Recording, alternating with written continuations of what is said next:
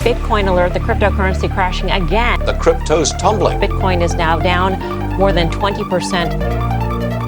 Bitcoin. Tesla has bought about $1.5 billion in the cryptocurrency. Linking Tesla's fortunes to Bitcoin. On February 8th, 2021, Elon Musk's Tesla announced in a filing with the Securities and Exchange Commission, SEC, that Tesla has purchased $1.5 billion worth of Bitcoin, and that it would soon start accepting Bitcoin as a mode of payment for its vehicles and services. This sent shockwaves across the financial industry. Many critics question Musk's decision. Why on earth do this? Why take the risk? This is another form of market manipulation. For a publicly traded company to acquire and invest in digital assets, becoming the biggest Bitcoin buyer in 2021, and with Elon's stamp of approval, it seemed there was no stopping the Bitcoin bull run.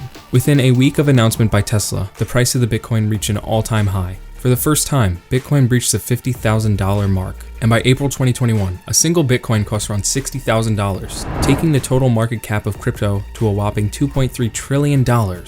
Making it more valuable than Apple, Microsoft, Alphabet, Google, Amazon, and Facebook. Just 49 days after Musk's approval of Bitcoin as a mode of payment, Musk reversed his decision, citing increasing usage of fossil fuels to Bitcoin mining.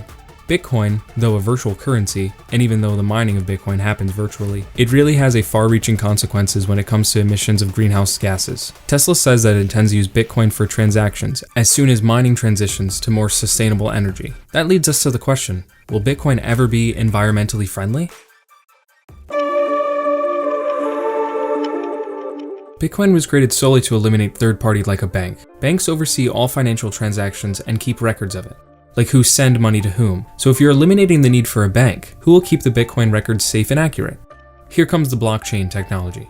Now, I'm not going to explain what a blockchain is for the context of this video. You just need to know that in order for someone to write a Bitcoin record/ledger, they will need to complete complex numeric problems. And whoever gets the solution first gets the authority to write in the record/ledger. This is known as proof of work. For this work, the network awards Bitcoins as incentives to the miners who keep solving problems and thus maintaining the records. Miners use energy-hungry machines to solve these complex numeric problems, which is actually the gist of the problem. These expensive energy-hungry mining machines drives up the emissions of greenhouse gases, associating Bitcoin to climate pollution. In the last 3 years, Bitcoin energy consumption jumped from 9 terawatt-hour per year to 121 terawatt-hour per year, which is almost equivalent to the power consumption of Pakistan. If Bitcoin was a country, it would rank 33rd in the whole world in power consumption. In the Bitcoin network, all the miners are essentially in competition for the reward of who would generate a block for the Bitcoin's blockchain. The chance of generating a new block is directly proportional to a miner's computational power. Hence, the incentives for the miners to add more mining machines for the reward of generating a block invariably increases the consumption of electricity, as more and more miners add more Bitcoin mining machines into the network. This has caused a rat race in developing efficient mining hardware. This has also moved Bitcoin mining to places where electricity is cheap. As per reports of CoinShare, one such popular destination for cheap electricity is in China. 48% of total Bitcoin mining capacity is located in Sichuan, China. Here, the myth of using renewable energy for mining Bitcoin is busted. You see, the Sichuan and Yunnan provinces in China have an abundance of hydropower, luring power-hungry industries such as Bitcoin miners. Unlike the power requirements of Bitcoin miners, which is constant, the electricity generated from hydropower plants is not. It is subjugated to seasonal variations in water availability throughout the year, like rain, floods, or droughts. These fluctuations are balanced usually by burning coal, which is the worst emissions of any fuel. To put it simply, coal is fueling Bitcoin. One thing the renewable energies won't ever solve is the mining machines once they reach their commercial lifetime. Bitcoin mining uses specific mining machines called ASIC, application-specific integrated circuit machines, that does one job and only one job, i.e. mine Bitcoins. There is no use of the machines once they reach their economic lifetime, meaning they become electronic waste afterwards. With the release of the latest mining machines, the previous machines will become obsolete in very near future. We can see mining machines become outdated in roughly 1.5 years, which invariably follows the Kumi's law, which states that electrical efficiency of computing has doubled every 1.5 years.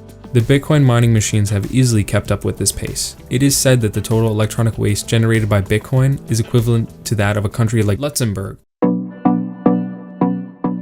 Abhorrent amount of energy used for pointless, useless computations is not the only way Bitcoin mining is impacting the environment. To put it simply, Bitcoin farming with renewable energy is simply not the answer, as it still doesn't solve the problem of huge electronic waste. But all is not lost for cryptocurrency.